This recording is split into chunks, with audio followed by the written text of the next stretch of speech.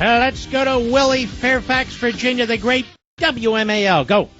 Hi, Mark. I just wanted to disagree with you. Normally I agree with you on most things, but my feeling about gay marriage, and I pointed out to your screener, I'm not gay, but I have gay friends, but, you know, you're not listen, I'm not gay and I have gay friends. That has nothing to do with anything. Go ahead. By telling somebody they can't marry their gay partner, you're not gonna make them become. You didn't hear anything I said, did you? Well, I mean, isn't that tyrannical? Did I tell somebody they shouldn't get married? Did I talk about the process that a society needs to go through to make these decisions? Why do you sound like a liberal? Well, I think that the majority of people now think that the other way. I mean, the law. Well, if the majority of the people think the other way, why are the courts involved?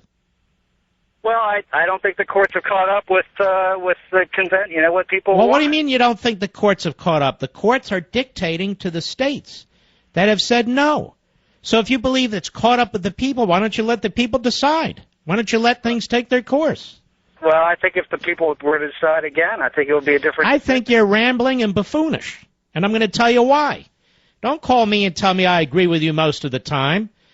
You didn't even hear what I said for a whole full hour. I'm going on about how these decisions are supposed to be made in a republic, about how a civil society is supposed to work. I didn't even give you my opinion on same-sex marriage. And then you go, oh, the Republicans, it's tyrannical. What's tyrannical is to have federal judges make these decisions out of whole cloth, overturning state constitutions, and you say, well, the people the people want this. Then let the people speak. You're not even making any sense. But aren't they entitled to equal protection of the law, gay people? How about polygamists? Are they entitled to equal protection of the law? Well, but I'm not looking to marry 2 or 3 women. But they are. But there's a family in Utah that was, and they went to federal court. Well, that's just answer the question, pal, because you're just saying there are no limits or there are limits. Where do you draw the line? Go ahead. That's not equal protection because you're not talking about one spouse. Oh, I see. So before, in the Levin decision that was raised, we were talking about traditional marriage and race. Now we've changed it. Now we're talking about one spouse, not traditional marriage and race. And shouldn't that be protected under the 14th Amendment? And I'm asking you, why is that the limit?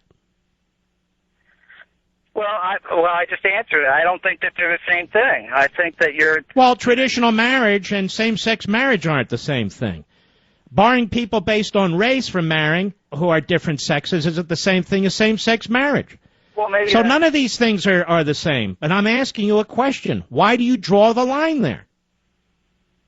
Well, it's hard. It is hard to, as a somewhat libertarian, it is hard to draw the line because, as long as somebody's behavior doesn't directly affect me, why should I dictate what they do? Well, how is that? Is that what a civil society is? So if the All right, I'm gonna move on here. I don't know what to say. Well, I do know what to say. As long as somebody's behavior isn't bothering me, that's a good general rule. But what if somebody's behavior isn't bothering me, but it has an overall effect on society if everybody behaves in a certain way?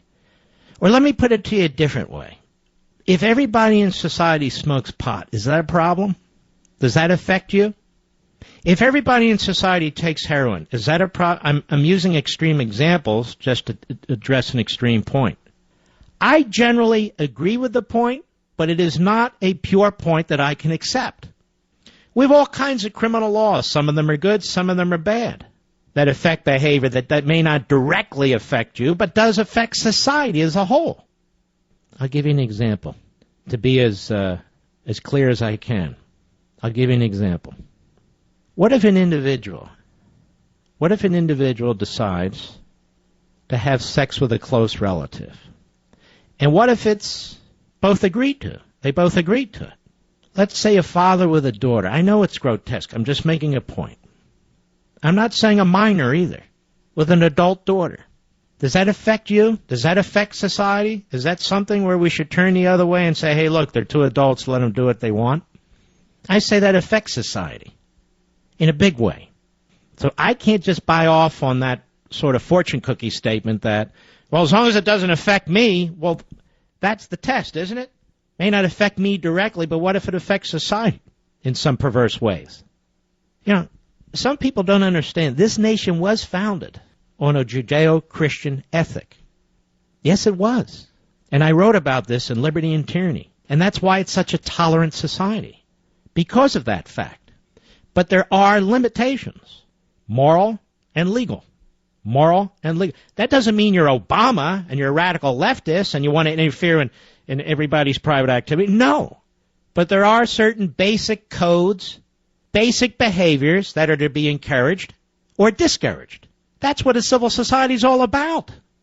And the way in which we make these decisions is crucially important, because once this decision is decided, however it's decided, same-sex marriage, you've now have these institutions exercising authority that they shouldn't have, and they may exercise it in a different way. We had an earlier caller who said, what if they do this with the Second Amendment? Exactly. That's the point.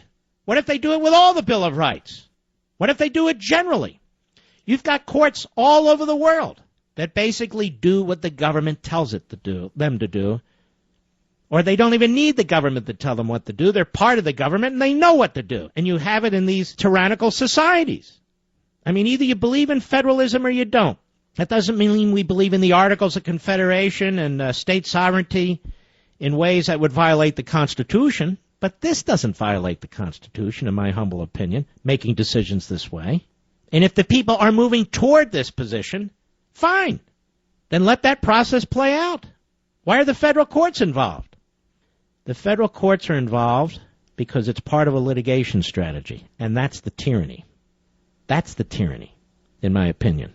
Sloughed off liberty, like that's so ignorant. I'll tell you why I got annoyed. I'll tell you why I got annoyed with him, because he lied to the call screener. I don't care if people are liberals or libertarians or this. Come on in, let's have a discussion. But I don't like liars. That's what bothers me.